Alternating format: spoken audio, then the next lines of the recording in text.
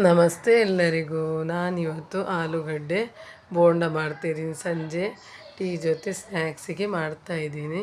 ತುಂಬಾ ಸುಲಭವಾಗಿ ಮಾಡ್ಬೋದು. ಆಲೂಗಡ್ಡೆ ಮತ್ತು ಕಡಲೆಟ್ಟು ಹೊಂದಿದ್ರೆ ಸಾಕು. ಅದಕ್ಕೆ ನಾನೊಂದು 2-3 ಆಲೂಗಡ್ಡೆ ತಗೊಂಡು ಅದನ್ನೀಗ ಬೇಯಿಸಲಿಕ್ಕೆ ಇಡ್ತಾಯಿದ್ದೀನಿ.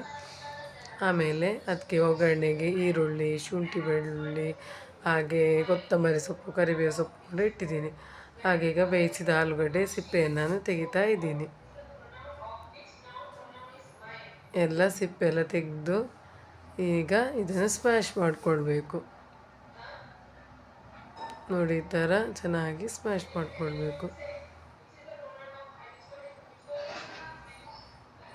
ಎಲ್ಲ ಸ್ಮ್ಯಾಶ್ ಆದಮೇಲೆ ಈಗ ಒಗ್ಗರಣೆಗೆ ಬಾಣಲೆಯನ್ನು ಇಟ್ಕೊಂಡಿದ್ದೀನಿ. ಆಮೇಲೆ ಸ್ವಲ್ಪ ಎಣ್ಣೆ ಹಾಕಬೇಕು. ಎಣ್ಣೆಗೆ ಸಾಸಿವೆ ಮತ್ತು ಜಜ್ಜಿಟ್ಟಿಟ್ಕೊಳ್ಳುವಂಥ ಬೆಳ್ಳುಳ್ಳಿ ಮತ್ತು ಶುಂಠಿಯನ್ನು ಕೂಡ ಹಾಕಿಕೊಳ್ಬೇಕು.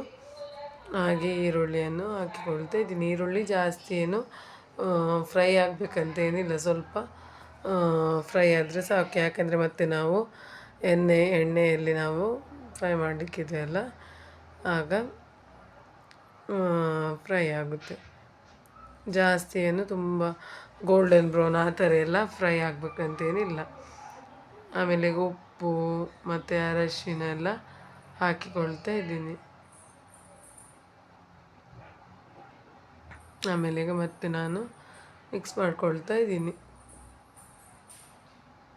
ಚೆನ್ನಾಗಿ ಮಿಕ್ಸ್ ಮಾಡಿಕೊಳ್ಬೇಕು.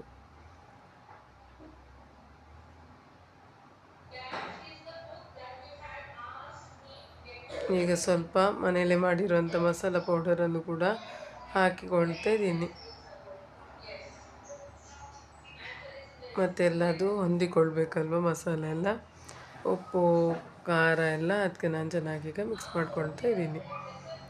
ಆಮೇಲೆ ಈಗ ಕೊತ್ತಂಬರಿ ಸೊಪ್ಪು, ಕರಿಬೇವು ಸೊಪ್ಪನ್ನು ಕೂಡ ಈ ಸಮಯದಲ್ಲಿ ಈಗ ನಾನು ಹಾಕ್ತಾಯಿದ್ದೀನಿ. ಫಸ್ಟಿಗೆ ಹಾಕ್ಬೇಕಂತಿಲ್ಲ, ಮತ್ತೆ ಹಾಕಿ ಈಗ ಇನ್ನು ಇದು ಕೂಡ ಮಿಕ್ಸ್ ಆದಮೇಲೆ ಆಲೂಗಡ್ಡೆ ಹಾಕಿಕೊಂಡ್ರೆ ಆಯಿತು. ಆಮೇಲೆ ನೋಡಿ, ಈ ಥರ ಮಸಾಲ ರೆಡಿ ಆಯಿತು. ಈಗ ಅದಕ್ಕೆ ನಾನು ಆಲೂಗಡ್ಡೆಯನ್ನು ಹಾಕಿಕೊಳ್ತಾ ಇದ್ದೀನಿ. ಈಗ ಎಲ್ಲ ಆಲೂಗಡ್ಡೆ ಸ್ಮ್ಯಾಶ್ ಮಾಡಿಟ್ಕೊಂಡಿರೋದು ಈಗ ಹಾಕಿಕೊಂಡಿದ್ದೀನಿ. ಈಗ ಚೆನ್ನಾಗಿ ಮಿಕ್ಸ್ ಮಾಡಿಕೊಳ್ಬೇಕು. ಎಲ್ಲ ಮಸಾಲೆ ಎಲ್ಲ ಅದ್ರ ಜೊತೆ ಹೊಂದಿಕೊಳ್ಬೇಕು. ಆ ರೀತಿ ಮಿಕ್ಸ್ ಮಾಡಿಕೊಳ್ಬೇಕು. ಚೆನ್ನಾಗಿ ಮಿಕ್ಸ್ ಆಗಬೇಕು ನೋಡಿ. ಆಮೇಲೆ ನಮಗೆ ಅದೊಂದು ರೌಂಡ್ ಉಂಡೆ ಥರ ಮಾಡಲಿಕ್ಕೆ ಬರಬೇಕು. ಅದಕ್ಕೇನು ನೀರೆಲ್ಲ ಏನೋ ಹಾಕ್ಲಿಕ್ಕೆ ಹೋಗಬಾರ್ದು. ಇದೇ ರೀತಿ ನಾವು ಮಸಾಲೆ ದೋಸೆಗೆಲ್ಲ ಬಾಜಿ ಮಾಡ್ತೀವಲ್ಲ, ಅದೇ ರೀತಿ. ಈಗ ಅದನ್ನು ಮತ್ತೆ ರೌಂಡು ಉಂಡೆಯಾಗಿ ಮಾಡಿದರೆ ಆಯಿತು. ಈಗ ನಾನೀಗ ಅದಕ್ಕೆ ಕಡಲೆ ಹಿಟ್ಟು ಹಾಕಿಕೊಳ್ತಾ ಇದ್ದೀನಿ. ಕಡಲೆ ಹಿಟ್ಟಿಗೆ ಸ್ವಲ್ಪ ಮಸಾಲ ಹುಡಿ, ಹಾಗೆ ಸ್ವಲ್ಪ ಉಪ್ಪು, ಇಲ್ಲದಿದ್ದರೆ ಸಪ್ಪೆ ಬರುತ್ತಲ್ವ ಅದು ಕೋಟಿಂಗ್, ಅದಕ್ಕೋಸ್ಕರ ಉಪ್ಪು, ಜೀರಿಗೆ,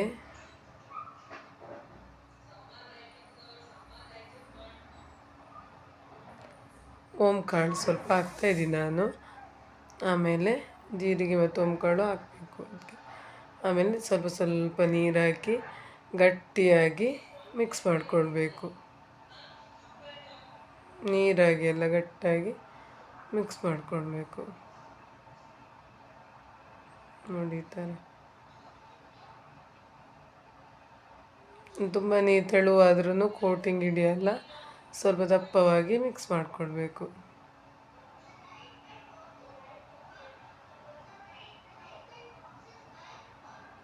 ಚೂರು ಗಟ್ಟಿ ಆದರೆ ಸ್ವಲ್ಪ ನೀರು ಹಾಕಿದರೆ ಆಯಿತು. ನೋಡಿ ಹಾಕಬೇಕು, ಒಂದೇ ಸಲ ನೀರು ಹಾಕ್ಲಿಕ್ಕೆ ಹೋಗಬೇಡಿ. ನಮಗೆ ಗೊತ್ತಾಗುತ್ತೆ ನೋಡಿ, ಅದರಲ್ಲಿ ದಪ್ಪ ಇಷ್ಟು ದಪ್ಪ ಇರಬೇಕು. ತುಂಬ ತೆಳುವಲ್ಲ, ತುಂಬ ದಪ್ಪನೂ ಅಲ್ಲ, ಮೀಡಿಯಮ್ ನೋಡಿ. ನಾವು ದೋಸೆ ಹಿಟ್ಟಿನ ಅದಕ್ಕೆ ನಾವು ಕಲಿಸ್ತೀವಲ್ವ, ಅದರಲ್ಲಿ ಹಾಗೆ ಎಣ್ಣೆಯನ್ನು ನಾನಿಲ್ಲಿ ಬಿಸಿ ಆಗಲಿಕ್ಕೆ ಇಟ್ಟಿದ್ದೀನಿ. ಈಗ ಆಲೂಗಡ್ಡೆನೆಲ್ಲ ಒಂದೊಂದು ಈ ರೀತಿ ನೋಡಿ, ಸ್ವಲ್ಪ ದೊಡ್ಡದು ಮಾಡ್ಬೋದು. ನಾನು ಮೀಡಿಯಮ್ ಸೈಜ್ ಸಣ್ಣದ್ರಲ್ಲಿ ಮಾಡ್ತಿದ್ದೀನಿ. ಇಷ್ಟು ನೋಡಿ, ಈ ಥರ ರೌಂಡ್ ಮಾಡ್ಕೊಳ್ಬೇಕು ಉಂಡೆಗಳಾಗಿ. ಆಮೇಲೆ ಅದನ್ನು ಕಡಲೆ ನಾವೇನು ಕಲಸಿಟ್ಟಿದ್ದೀವಿ ನೋಡಿ ಅದನ್ನು ಮುಳುಗಿಸ್ಬೇಕು ಆಲೂಗಡ್ಡೆ ಉಂಡೆಯನ್ನು.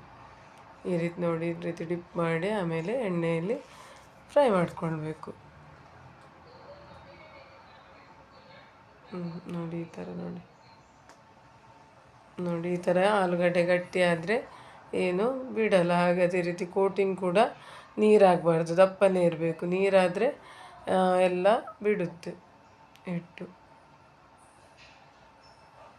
ಸಂಜೆ ಹೊತ್ತು ಸ್ನ್ಯಾಕ್ಸಿಗೆ ಒಂದು ಆಲೂಗಡ್ಡೆಯನ್ನು ಬೇಯಿಸಿ ಬಾಜಿ ಮಾಡಿಕೊಂಡ್ರೆ ಆಯ್ತು. ಈ ಥರ ಸುಲಭದಲ್ಲಿ ಟೀ ಜೊತೆ ಒಳ್ಳೆ ಬೆಸ್ಟ್ ಕಾಂಬಿನೇಷನ್ ಅಂತಲೇ ಹೇಳ್ಬೋದು.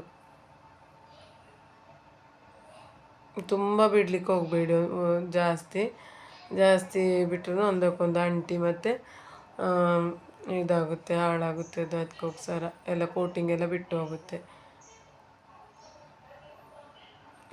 ಬಾಣಲೆಯಲ್ಲಿ ಎಷ್ಟು ಹಿಡಿಯುತ್ತೆ ಅಷ್ಟು ಹಾಕಿದರೆ ಆಯಿತು. ಆಮೇಲೆ ಸರಿಯಾಗಿ ಅದು ಫ್ರೈ ಆಗಬೇಕು, ಬಿಸಿ ಆಗಬೇಕು. ಹಾಗೆ ತನ್ನಿಂತಾನೆ ಅದು ಎದ್ದೇಳುತ್ತೆ, ತೆಗಿಲಿಕ್ಕೆ ಬರುತ್ತೆ. ನೋಡಿ ಈ ಥರ ನೋಡಿ, ಇಲ್ಲದಿದ್ದರೆ ಹಿಡಿದು ಕೂರುತ್ತಲ್ವ ಅದಕ್ಕೆ. ನೋಡಿ ಎಷ್ಟು ಚೆನ್ನಾಗಿ ಬಂದಿದೆ, ತುಂಬಾ ಚೆನ್ನಾಗಿ ಕ್ರಿಸ್ಪಿಯಾಗಿ ತುಂಬಾ ಚೆನ್ನಾಗಾಗುತ್ತೆ. ಸಂಜೆ ಹೊತ್ತೆಲ್ಲ ಮಕ್ಕಳಿಗೂ ತುಂಬಾ ಇಷ್ಟ ಆಗುತ್ತೆ ಸ್ನ್ಯಾಕ್ಸ್ ಆಗಿ.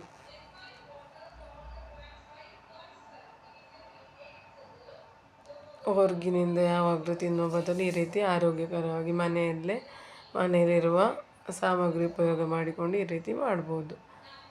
ಯಾವುದೇ ಸೋಡಾ ಪುಡಿ ಏನೂ ಹಾಕಿದ ಮನೆಯಲ್ಲೇ ಇರುವ ಪದಾರ್ಥದಿಂದ ಮಾಡಿರೋದು ತುಂಬಾ ಚೆನ್ನಾಗಾಗುತ್ತೆ. ಒಂದು ಅರ್ಧ ಗಂಟೆಯಲ್ಲಿ ಆಗುತ್ತೆ ತಿಂಡಿ. ಹಾಗೆ ಮತ್ತೆ ಉಳಿದ ಆಲೂಗಡ್ಡೆ ಬಾಜಿಯನ್ನು ಕೂಡ ನಾನು ಬಿಡ್ತಾಯಿದ್ದೀನಿ, ಬೋಂಡವನ್ನು.